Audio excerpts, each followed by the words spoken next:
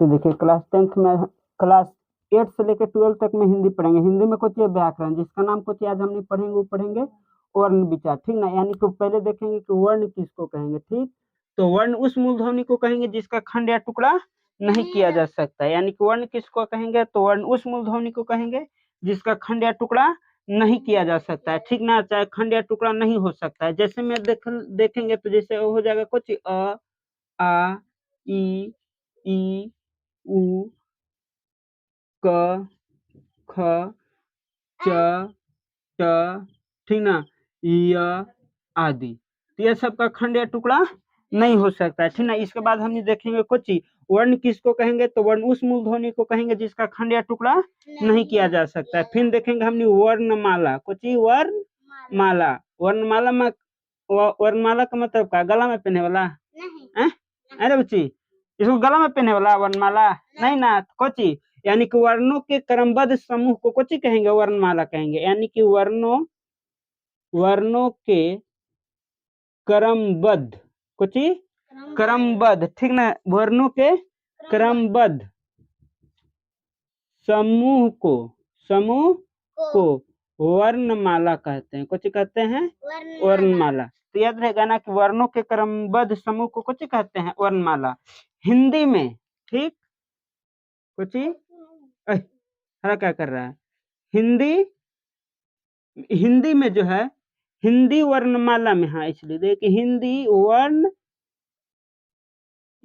में कितना, तो 52 कुछ होते हैं, 52 वर्ण या ध्वनियां होते हैं। कुछ होते हैं वर्ण या ध्वनियां होते हैं। कितने होते हैं, तो याद रखिएगा, पूछेगा कि हिंदी वर्णमाला में वर्ण या ध्वनियां कुल कितने होते हैं, तो 52 होते हैं। कितने होते हैं, 52। अच्छा यहाँ तक नहीं समझिएगा।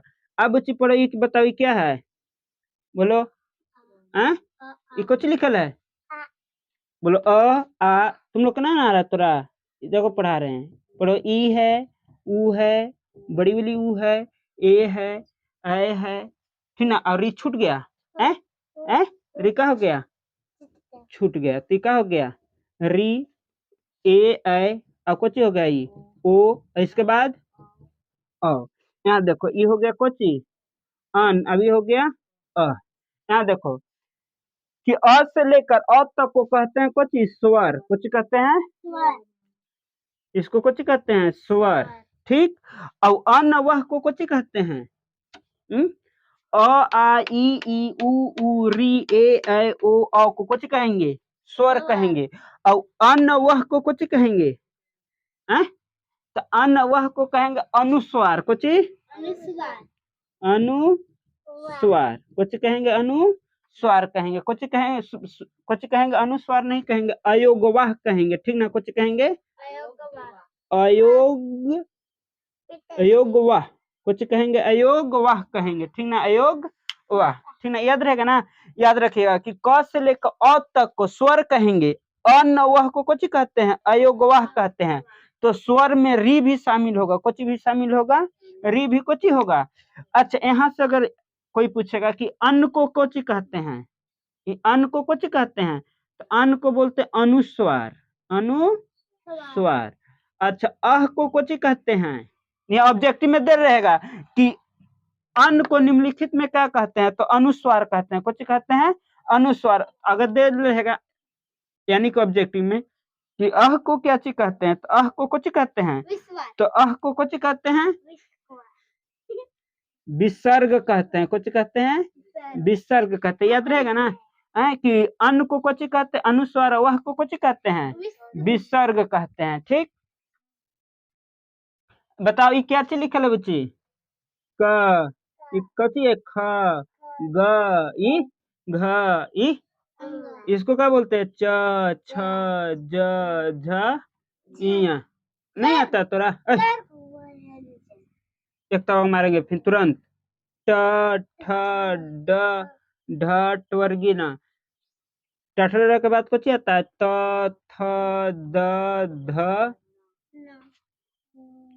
न। इसके बाद प, फ, ब, भ, म, है ना। प, फ, म आता है ना। अच्छा, एक के बाद हमने पढ़ेंगे य र ल व, यहाँ से तलाबी स मूर्धनी स दंती स ह, कथी हो जाएगा? तलाबी स मूर्धनी स दंती स ह। अब एगो कथी हो जाएगा? कथी? छ त्र ज्ञान। अब एगो कथी हो जाएगा? री हो जाएगा। कथी हो जाएगा? बोलो श्र। कथी? श्र। आओ देखो यहाँ, आओ बच जाएगा कथी? तो यहाँ बच जाएगा ढ। कथी? अब एगो हो जाएगा कथी? ये कथी है अभी? कथी है? ड है ना? अच्छा यहाँ देखो, तो क से लेकर म तक को, क से लेकर म तक को कथी कहेंगे? स्पर्श व्यंजन। कथी कहेंगे? स्पर्श व्यंजन कहेंगे। कौन सा व्यंजन? स्पर्श व्यंजन। ठीक। अच्छा यहाँ देखिए, तो क से लेकर म तक को कथी कहेंगे? स्पर्श व्यंजन। ठीक ना? और स्पर्श व्यंजन की जो संख्या होता है वो 25 होता है। कितना होता है? स्पर्श व्यंजन की संख्या कितना होता है? अच्छा यहाँ से य र ल व को कथी कहते हैं? य र ल व को कथी कहते हैं? ठीक ना? तो य र ल व को कहते हैं अंतस्थ व्यंजन। कथी? अंतस्थ व्यंजन। ठीक ना? अंतस्थ व्यंजन। तलावी से मूर्धनी से दंती से ह को कथी कहते हैं? इसको कथी कहते हैं? इसको कहते हैं उष्म व्यंजन। कौन सा व्यंजन? उष्म व्यंजन। अच्छा, फिर यहाँ से लेकर श्री तक को कथी कहते हैं? संयुक्त व्यंजन। कथी? हाँ, संयुक्त व्यंजन। अच्छा, अभी इसको क्या कहते हैं? ये दुगो को क्या कहते हैं? इसको क्या कहते हैं? इसको कहते हैं द्विगुण व्यंजन। द्विगुण व्यंजन। व्यंजन। ठीक ना? कुछ कहते हैं द्विगुण व्यंजन। तो याद रखिएगा कि स्पर्श व्यंजन की संख्या कितना? 25। अंतस्थ व्यंजन की संख्या कितना? 4। उष्म व्यंजन की संख्या कितना? 4। संयुक्त व्यंजन की संख्या कितना? 4। और द्विगुण व्यंजन की संख्या कितना? 2। जोड़ो, चार का चन्ना 12, 12 2 कितना है? 14 और 25 जोड़ेंगे तो कितना हो जाएगा? 39। 39 और 11 जोड़ेंगे तो कितना हो जाएगा? 50। 50 और 2 गौ था अयोगवाह में, तो कितना हो गया? 52। तो टोटल हो गया ना कि हिंदी वर्णमाला में कुल जो होते हैं सो कुल कितने कुछ होते हैं?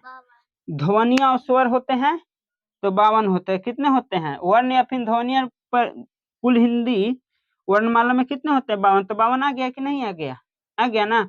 अब हमने देखेंगे वर्ण के भेद। कुछ देखेंगे, अब देखेंगे वर्ण के कुछ भेद। ठीक ना? यानी कि वर्ण के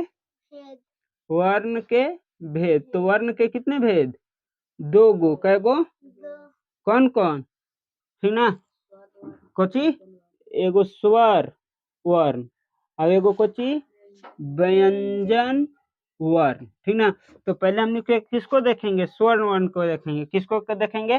तो जिसका उच्चारण स्वतः होता है उसको कोची कहेंगे? स्वर्ण वर्ण। यानी कि जिसका उच्चारण खुद हो, स्वयं हो, उसको कोची कहेंगे? हाँ, चाहे यानी कि स्वर्ण उसको कहेंगे जिन वर्णों के उच्चारण में, ठीक ना, किसी अन्य वर्ण की सहायता नहीं ली जाए उसे हम लोग कोची कहेंगे? स्वर्ण वर्ण। नहीं तो सबसे आसान है, जिसका उच्चारण कोची हो? स्वतः हो, उसको कोची कहेंगे? स्वर्ण वर्ण कहेंगे। अच्छा, जैसे में ये तो याद रहेगा कि जिसका उच्चारण स्वतः होता है उसे स्वर्ण वर्ण कहते हैं। जैसे हो जाएगा ये क्या लिखा हुआ है? आ। ये कची है? ई उ री ए ओ और औ। कोई पूछेगा कि स्वर्ण वर्ण टोटल कितने होते हैं? तो 11 होते हैं। कितने होते हैं? 11। कौन कौन? तो अ से लेकर अ तक एक में री भी रहेगा। अगर री नहीं रहेगा तो कितना हो जाएंगे? 10 गो। कितना बची? जल्दी बोलो। 10 गो हो जाएंगे ना? अगर री नहीं रहे और री रहेगा तो कै गो? 11 गो। कै गो? अब हमने देखेंगे स्वर्ण वर्ण के भेद, तो इसको देखेंगे स्वर वर्ण के भेद, ठीक ना, स्वर्ण वर्ण के भेद। यहाँ देखो, तो स्वर्ण वर्ण का जो भेद है ये दो भाग में बांटा गया है। कितने भाग में बांटा गया है? दो भाग में। एगो उच्चारण के आधार पर, एगो उच्चारण के आधार पर, ठीक ना, उच्चारण के आधार पर। अब एगो कोची के आधार पर, तो एगो जाति के आधार पर। किसके आधार पर? तो जाति के आधार पर, ठीक ना। तो देखो, तो जो उच्चारण के आधार पर जो वर्ण के जो भेद होते हैं, बोले स्वर्ण वर्ण के जो भेद होते हैं, वो 3 गो होते हैं। कै गो होते हैं? 3 गो। अच्छा, और जो जाति के आधार पर जो स्वर्ण वर्ण का जो भेद होता है वो कै गो होता है? 2 गो, ठीक ना, कै गो? अच्छा, तो देखो उच्चारण के आधार पर जो भेद होता है किसका? स्वर्ण वर्ण का होता है, वो 3 गो होता है, जिसका नाम कोची? पहला का ह्रस्व स्वर है, कोची? ह्रस्व स्वर। और दूसरा कोची है? दीर्घ स्वर। कोची है? दीर्घ स्वर। और तीसरा जो है वो कोची है? प्लुत स्वर है, ठीक ना। अच्छा, यहाँ देखिए कि ह्रस्व स्वर किसको कहेंगे? जिन वर्णों के उच्चारण में कम समय लगे उसको कोची कहेंगे? ह्रस्व स्वर। यानी कि जिन वर्णों के उच्चारण में कम समय लगता है, ठीक ना, कोची लगता है? कम समय, उसको कोची कहेंगे?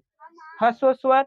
तो जिन वर्णों के उच्चारण में अगर अधिक समय लगता है, कुछ लगता है अधिक समय, उसको कुछ कहते हैं, ठीक ना, उसको कुछ कहते हैं दीर्घ स्वर। चाहे ऐसे भी बोल सकते हैं कि जिन वर्णों के उच्चारण में ह्रस्व स्वर से अगर अधिक समय लगता है, कुछ लगता है ह्रस्व स्वर से अधिक समय लगता है, उसको कुछ कहेंगे? दीर्घ। प्लुत स्वर किसको कहेंगे? तो यानी कि जिन वर्णों के उच्चारण में दीर्घ से अधिक समय लगे, दीर्घ से अधिक समय लगे, उसको कुछ कहेंगे। अच्छा, यहाँ देखिए, तो टोटल स्वर होते हैं 11, ठीक ना। तो देखिए, तो जिन वर्ण के उच्चारण में कम समय लगेगा उसको कोची कहेंगे? ह्रस्व स्वर कहेंगे। जैसे में कोची? छोटी वाली ई, छोटी वाली ऊ, ठीक ना, ऊ हो गया, ऊ हो गया कोची? ए, ठीक ना। तो इस सबको अगर उच्चारण करेंगे ई ऊ ए, तो कम समय लगता है। कोची लगता है? कम समय। तो ह्रस्व स्वर की जो संख्या होता है ना, उच्चार होता है, कितना होता है? 4। अच्छा, ह्रस्व स्वर की संख्या 4, तो 11 में से अगर हम 4 को घटा दें तो कितना बच गया? 7। तो दीर्घ स्वर की संख्या कितना हो जाएगा? दीर्घ स्वर की संख्या कितना होगा? 7 हो जाएगा ना, क्या हो जाएगा? 7 गो। जैसे में हो जाएगा इसका आ, बड़ी वाली ई, ऐसा करके हो जाएगा कोची। तो इसको उच्चारण में अधिक समय लगता है, कोची लगता है? अधिक। किससे? ह्रस्व स्वर से। प्लुत स्वर किसको कहेंगे? तो दीर्घ से अधिक समय। जैसे ओम, कोची? ओम, ठीक ना, कोची हो जाएगा? ओम। अच्छा, तो देख लें उच्चारण के आधार पर हम लोग भेद देख लें स्वर के। एगो जाति के आधार पर होता है, तो इसमें होता है एगो सजातीय, कोची? सजातीय, ठीक ना, सजातीय। अब एगो होता है विजातीय, विजातीय, ठीक ना। एगो सजातीय स्वर्ण वर्ण होता है, एगो विजातीय स्वर्ण वर्ण होता है। यानी कि एगो सजातीय स्वर्ण वर्ण होता है, एगो कोची होता है? विजातीय स्वर्ण वर्ण होता है, ठीक ना। तो देखिए, यहाँ से हमने अभी देखे कोची? हस्वर, हस्वर ना देखे थे, कोची था? हस्वर। एगो कोची था? दीर्घ स्वर, दीर्घ स्वर। अब एगो कोची था? कोची था बुच्ची? प्लुत स्वर। अच्छा, हस्वर में जो है इसमें कौन कौन आता है? इसमें कौन कौन आता है? तो ई आता है, तो मार देंगे ऊ, और कोची? ए। दीर्घ स्वर में कोची आएगा? आ, बड़ी वाली ई, ठीक ना, बड़ी वाली ऊ और ए, ये सब आएगा, ठीक। और प्लुत स्वर में कोची रहेगा? एक ही को रहेगा, ठीक ना, जो कोची होगा? ओम होगा, कोची होगा? ओम, ठीक ना। अच्छा, यहाँ देखिए, ह्रस्व स्वर को बोलते हैं एक मात्रिक, कोची? एक मात्रिक, कोची कहते हैं इसको? अच्छा, इसको देखिए, ये एक मात्रा का बना है, इसलिए इसको एक मात्रिक कहते हैं। अब इसको दीर्घ स्वर को कहते हैं द्विमात्रिक। ये कैसे? जैसे अ प्लस अ मिलकर का बना है? आ। उसी तरह से ई प्लस ई मिलकर बड़ी वाली ई बना है, तो इसको बोलते हैं कोची? द्विमात्रिक। कोची? कौन सा मात्रिक बोलते हैं इसको? द्वि मात्रिक, इसको कुछ कहेंगे। अच्छा, ये कितना शब्द से मिलकर बना है? 3 शब्द से, इसलिए इसको कुछ कहेंगे त्रिमात्रिक। त्रिमात्रिक कहेंगे, ठीक ना। यहाँ तक कोई दिक्कत ना है। अब हम देखेंगे व्यंजन, ठीक ना, कुछ देखेंगे व्यंजन, ठीक ना। तो व्यंजन किसको कहेंगे? हाँ?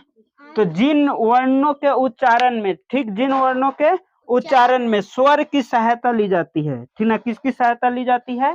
स्वर वर्ण की क्या ली जाती है? सहायता ली जाती है, उसको कुछ कहेंगे नहीं, उसको कुछ कहेंगे व्यंजन वर्ण। यानी कि जिन वर्ण के उच्चारण में स्वर्ण वर्ण की क्या ली जाती है? सहायता ली जाती है, उसको कुछ कहेंगे? व्यंजन कहेंगे। अच्छा, यहाँ देखिए, व्यंजन की संख्या टोटल होता है 33। कितना होता है? अच्छा, तो परिभाषा याद रहेगा ना कि जिन वर्णों के उच्चारण में स्वर की क्या ली जाती है? नहीं तो स्वर्ण वर्ण की कुछ ली जाती है? सहायता ली जाती है, उसको कुछ कहेंगे? उसको कहेंगे व्यंजन। कुछ कहेंगे? व्यंजन कहेंगे। और इसकी संख्या टोटल कितना होता है? 33। और जैसे यहाँ देख लीजिए, ये हो गया कोची, क, ख, ग, घ, अंग, ये सब कोची हैं? हैं? ये सब कोची हो गए? नहीं तो यहाँ रहेगा कोची, च, ट,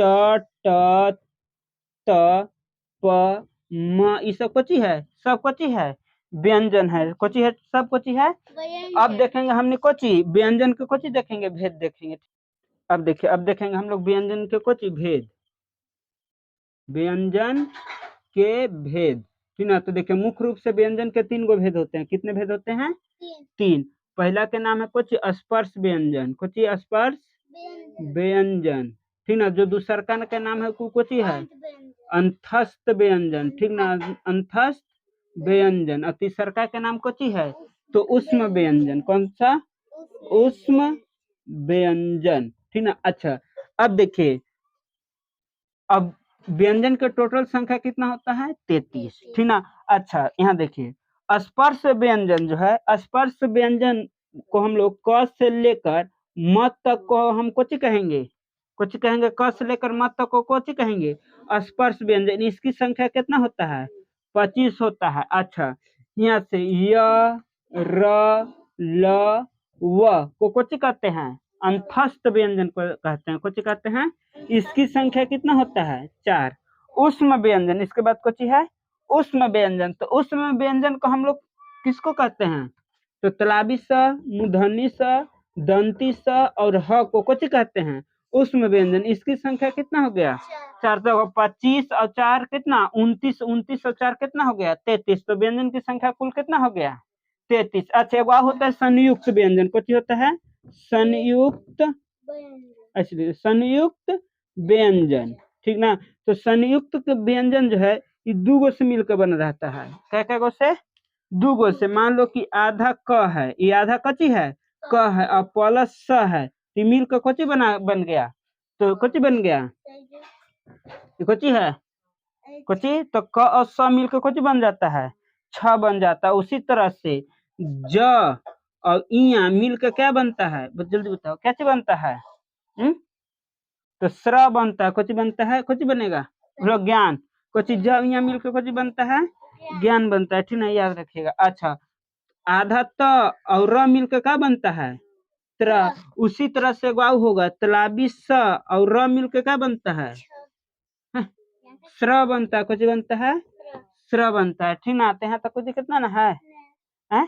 तो याद रखिएगा, इसमें से खाली ऑब्जेक्टिव याद रख कि स्पर्श व्यंजन की संख्या कितना होता है, अंतस्थ व्यंजन कितने होते हैं, उष्म व्यंजन कितने होते हैं, कौन कौन से होते हैं। तो यार अलावा अंतस्थ व्यंजन, तलावी समुद्र, दंती सौहा कोची, उष्म व्यंजन, संयुक्त व्यंजन, तो 2 गो से मिलकर बने रहेगा। जैसे क और छ मिलकर कुछ बना है छ, त और मिलकर कुछ बना है त्र, ज और ज्ञान मिलकर कुछ बना है ज्ञान, और आधा स और र मिलकर कुछ बना है स्र बना है। अब देखिए, अब हम लोग देखेंगे ना कि व्यंजन में देखेंगे, यानी कि श्वास आयु के आधार पर, ठीक ना, श्वास वायु के आधार पर, ठीक ना, कची श्वास वायु के आधार पर व्यंजन के कितने भेद होते हैं, ठीक ना। तो याद रखेंगे, श्वास वायु के आधार पर व्यंजन के 2 भेद होते हैं। कितने भेद होते हैं? 2 भेद होते हैं, ठीक ना, होते हैं। कौन कौन? तो एगो होता है अल्प प्राण और एगो होता है महाप्राण, ठीक ना। क्या होता है? दो दो गो भेद होता है। एगो होता है कोची अल्प प्राण, एगो होता है अल्प प्राण, अब एगो होता है महाप्राण, महाप्राण होता है, ठीक ना। अच्छा, अल्प प्राण में होता है कि प्रत्येक वर्ग का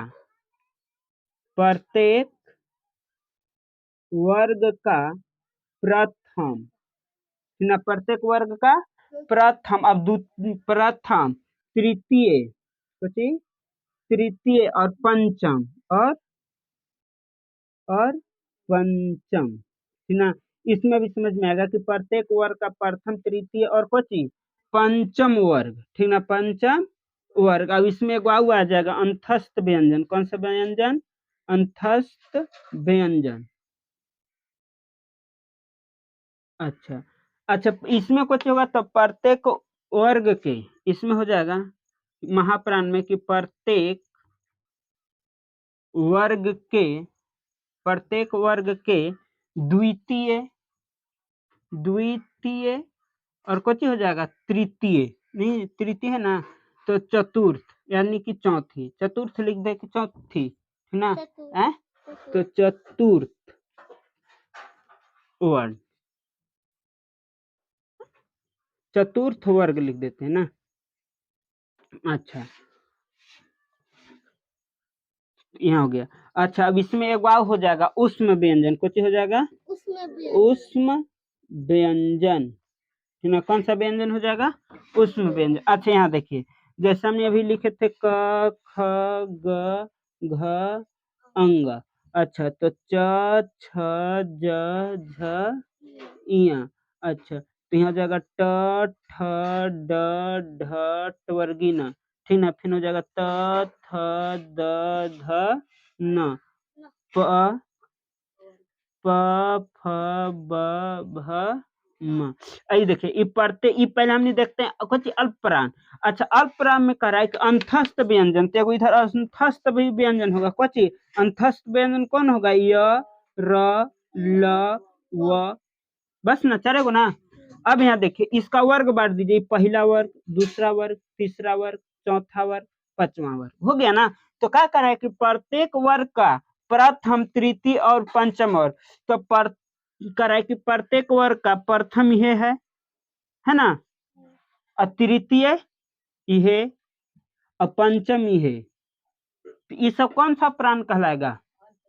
अल्प प्राण। कोई पूछे कि क कौन सा प्राण? अल्प प्राण। ग कौन सा? चटवर्गीय कौन सा प्राण है? अल्प प्राण। यर ल व रहेगा, ये चारों रहेगा, तो चारों भी कुछ कहलाएगा? अल्प प्राण कहेगा। ट कोई पूछा दिया कि ट कौन सा प्राण है, तो अल्प प्राण हो जाएगा।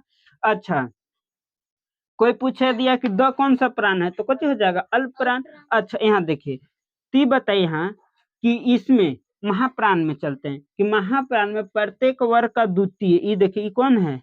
द्वितीय। अभी कौन है? चतुर्थ। अब इसमें एगो कुछ ही रहेगा उष्म व्यंजन, ठीक ना। कौन सा व्यंजन? उष्म, यानी कि तलाबी स, मूर्धनी स, दंती स और कोची ह। अगर देखिए प्रत्येक वर्ग का द्वितीय, चतुर्थ और कोची उष्म व्यंजन रहेगा, तो इसको हम लोग कोची कहेंगे? महाप्राण कहेंगे, ठीक ना। अच्छा, इसमें बताइए, ख कौन सा प्राण? च कौन सा प्राण? अल्प प्राण हो जाएगा। अच्छा, मूर्धनी से कौन सा प्राण? महाप्राण हो जाएगा ना। अच्छा, अगर पूछ दे, ठीक ना, अगर पूछ दे कि इसमें कि अल्प प्राण की संख्या कितना होता है, तो देखिए 5 5 10 15 4 कितना 19। अगर पूछ दे कि महाप्राण की संख्या कितना होता है, तो 4 4 8 8 और 4 की 8, 8 4 12 ना, तो दूसरा और चौथा, देखिए हम महाप्राण करें तो 4 और 4 8, 8 और 4 कितना 12। अल्प प्राण कितना, तो 4 4 8 4 12, 5 10 15, 15 और 4 कितना हो गया 19। यही हो गया 5 10 10 और 4 कितना हो गया 14। तो याद रखेगा महाप्राण 14 गो और अल्प प्राण कै गो हो जाएगा? कै गो हो जाएगा? 19 गो। अब देखिए, अब हमने देखेंगे ना कि स्वर तंत्रिकों के आधार पर, ठीक ना, स्वर्ण तंत्रिकों के आधार पर जो है व्यंजन को दो भाग में बांटा गया। कितने वर्गों में बांटा गया है? 2 वर्गों में। तो यहाँ लिख दे कि कोची स्वर तंत्रियों या तंत्रिकाओं, ठीक ना, स्वर तंत्रियों में कंपन के आधार पर इसको कितने भाग में बांटा गया है, यानी कि व्यंजन को दो भाग में बांटा गया है। कितने भाग में बांटा गया है? दो भाग में बांटा गया है। कितने भाग में? दो भाग में। एगो कोची होता है, एगो घोष स्वर्ण होता है, एगो अघोष स्वर्ण होता है। कोची होता है? एगो घोष स्वर, ठीक ना, कोची होता है? घोष वर्ण होता है। एगो कोची होता है? अघोष स्वर्ण, अघोष वर्ण, ठीक ना। तो इसमें भी हो जाएगा वही, वैसे रहेगा, ठीक ना। कि इसमें देखिए घोष स्वर्ण में सभी स्वर आते हैं, सभी स्वर। इसमें कुछ होगा, सभी जितना भी स्वर है सब स्वर का 11 होगा है, तो 11 को रह जाएगा। अब इसमें रहेगा प्रत्येक वर्ग के, ठीक ना, इसमें रहेगा कि प्रत्येक वर्ग के तृतीय, चतुर्थ और पंचम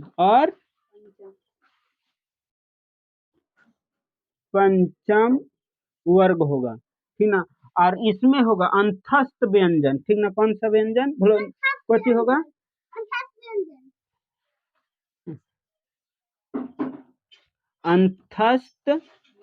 अंतस्थ वर्ण के साथ साथ एगो ह भी होगा। कुछ होगा ह। अच्छा, इसमें बताइए, इसमें कह रहे कि प्रत्येक वर्ग का कुछ तृतीय, चतुर्थ और पंचम, तो इसमें हो जाएगा कुछ प्रत्येक वर्ग के कुछ हो जाएगा प्रथम और कुछ द्वितीय वर्ग, ठीक ना। प्रथम और कौन सा वर्ग? द्वितीय वर्ग। अब इसमें देखिए, इसमें एगो हो जाएगा कुछ तालबी सा, मूर्धनी सा और कुछ दंती सा। ह नहीं, ह तो अब एकरा में ना गया।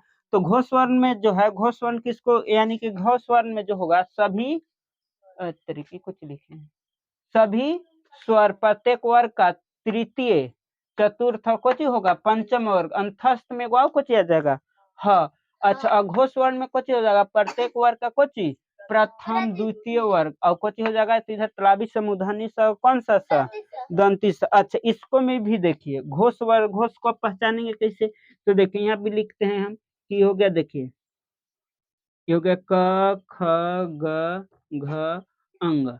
इसी तरह से चलते आएगा च छ ज झ इया। अच्छा, इसी तरह से आ जाएगा ट त प, ठीक ना, ऐसे आते जाएगा ना। अच्छा, तो इसमें करा अंतस्थ व्यंजन, यानी कि घोष स्वर को देखेंगे तो ये देखिए, पहला वर्ग हो गया, दूसरा वर्ग, तीसरा वर्ग, चौथा वर्ग और कुछ पांचवा वर्ग। अब इसमें एगो आ जाएगा अंतस्थ व्यंजन। तो अंतस्थ व्यंजन में य र ल व, अब एगो कुछ आ जाएगा ह भी आ जाएगा ना। अच्छा, तो अब कोई पूछेगा कि बताइए इसमें जितना भी आएगा, ठीक ना, कोई पूछेगा कुछ म कौन सा वर्ण है, म तो म कौन में आएगा? घोष वर्ण में, ठीक ना। अगर देखे कोई पूछेगा कि भ कौन सा वर्ण है, घोष है कि अघोष, तो कुछ आ जाएगा, इसमें आ जाएगा ना भ, और तब फिर म यर लवा में के रहेगा, तो इसमें के कुछ हो जाएगा घोष स्वर। अच्छा, अब यहाँ देखिए बच गया कुछ अघोष, तो पहला प्रथम वर्ग और दूसरा वर्ग। अब इसमें तालबी स, मूर्धनी स और कुछ दंती स, तो ये सब कुछ कहलाएंगे।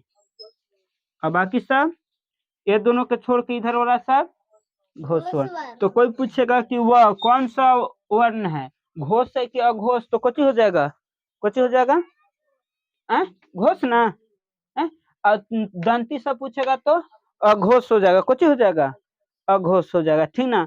अब हम देखेंगे लिपि, ठीक ना। लिपि जानते हैं ध्वनियों को लिखकर प्रकट करने हेतु निश्चित किए गए संकेतों या फिर चिन्हों को हम लोग कुछ कहते हैं, लिपि कहते हैं। नहीं तो हम लोग कुछ कह सकते लिपि के डायरेक्ट, यानी को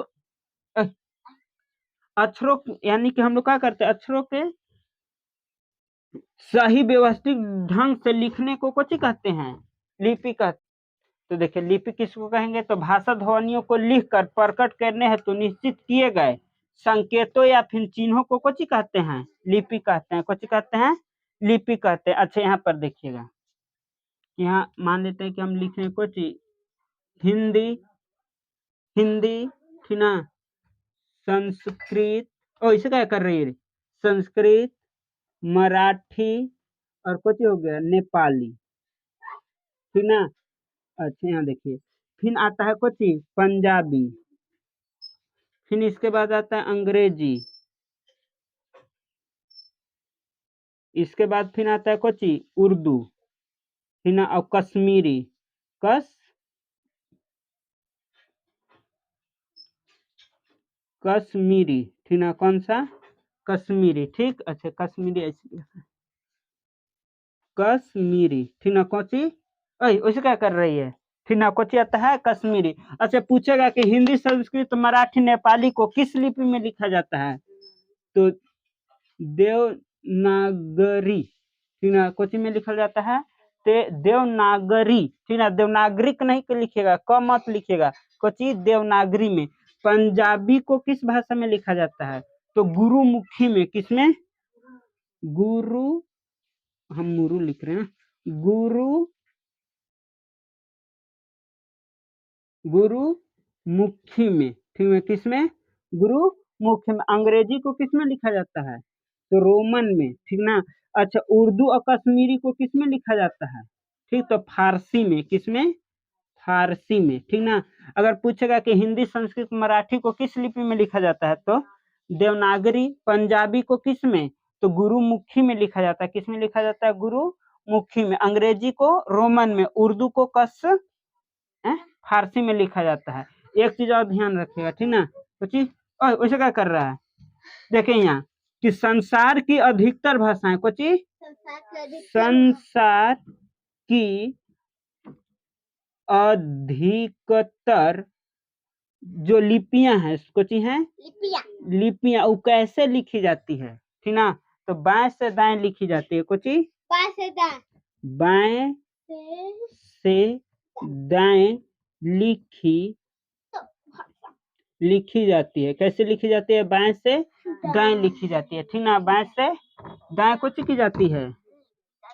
हाँ तो याद रखिएगा कि संसार की जो अधिकतर लिपियां हैं वो कैसे लिखी जाती है, बाएं से दाएं लिखी जाती है। अच्छा यहाँ देखिए, जो फारसी लिपि है, कौन सा लिपि है, फारसी, जो फारसी लिपि जो है, इसको दाएं, फारसी लिपि को दाएं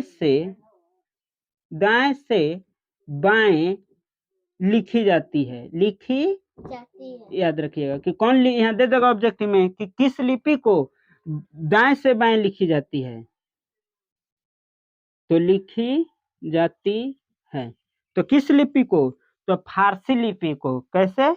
अच्छा यहाँ देखिए और है चीनी, चीनी का मतलब कुछ चाय वाला, हाँ चीनी, अरे चीन, चीन में कौन सा भाषा बोला जाता है, चीनी, तो चीनी, जापानी भाषाओं को, ठीक ना, भाषाओं को कैसे लिखा जाता है, बताइए, ऊपर से नीचे, कैसे, ऊपर से नीचे लिखी जाती है, ठीक, तो याद रहेगा ना कि संसार के अधिकतर जो लिपियां हैं बाएं से कैसे लिखी जाती है, दाएं लिखी जाती है, ठीक है। फारसी लिपि को, ठीक ना, दाएं से बाएं लिखी जाती है। चीनी जापानी भाषाओं को ऊपर से नीचे लिखी जाती है। इतना याद रहेगा ना, ये हो जाएगा, ये हो गया पूरा खत्म, ठीक ना।